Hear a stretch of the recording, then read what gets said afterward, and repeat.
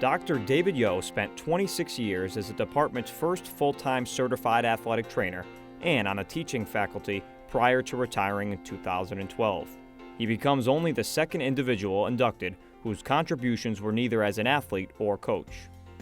For Dr. Yo, it is a source of pride that he never missed a day of teaching, nor a shift in the athletic training room because of illness.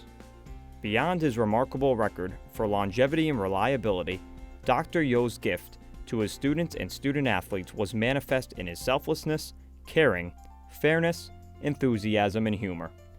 A commitment to providing round-the-clock care for those under his watch, and a willingness to log countless hours beyond the traditional workday. Despite the fact that Eastern does not offer athletic training certification, 12 former student trainers under Dr. Yo went on to earn athletic training certification. In addition, 6 are physical therapy assistants, 3 are nurses, and 1 is a doctor. Dr. Yo also served as the co-founder and chair of the Holly E. Zimmerman Memorial Award Committee, chair of the Commencement Committee, and served 24 years as the chair of the E-Club Hall of Fame. I love talking about David Yo because he has been the love of my life since we were sophomores in high school, and this past June we celebrated 46 years of a very happy marriage. I have always known that David is a very special guy, but his induction into the Hall of Fame indicates that many others have also recognized how very special he is.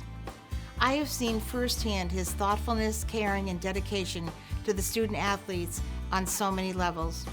For example, going the extra mile with his evening phone calls to parents, driving athletes to their doctor's appointments, being with them in the hospital prior to their surgeries, providing a healing atmosphere with his mind-body approach, and always working to improve the quality of Eastern's athletic training services. I know better than most people how much he loves Eastern. This is obvious in his excitement and caring about the athletic events, his calling a Bullets hotline for away games that he didn't attend, his refusal to even talk negatively about any coaches or athletes. However, the same cannot be always said of officials, umpires, and referees. The fact that he never missed one day of work due to illness in 26 years. David truly valued all his relationships with the students, coaches, parents, physicians, and his training staff. Because of the quality of the students and his colleagues, he loved going to work and easily accepted the work demands of the weekends, late nights, holidays, vacations, all the while being a tremendous father to our 2 sons. Many may not even realize that David has retired because he is on campus 3 or 4 days a week. It's obvious that Eastern has always been a huge part and will continue to be a huge part of his life. Dave Yo is simply the best. He has proven to be a great husband, a fantastic father. Both of his adult children are successful, and he's the consummate professional. He was crazy. He was passionate. He was fun. He was energetic. He would yell.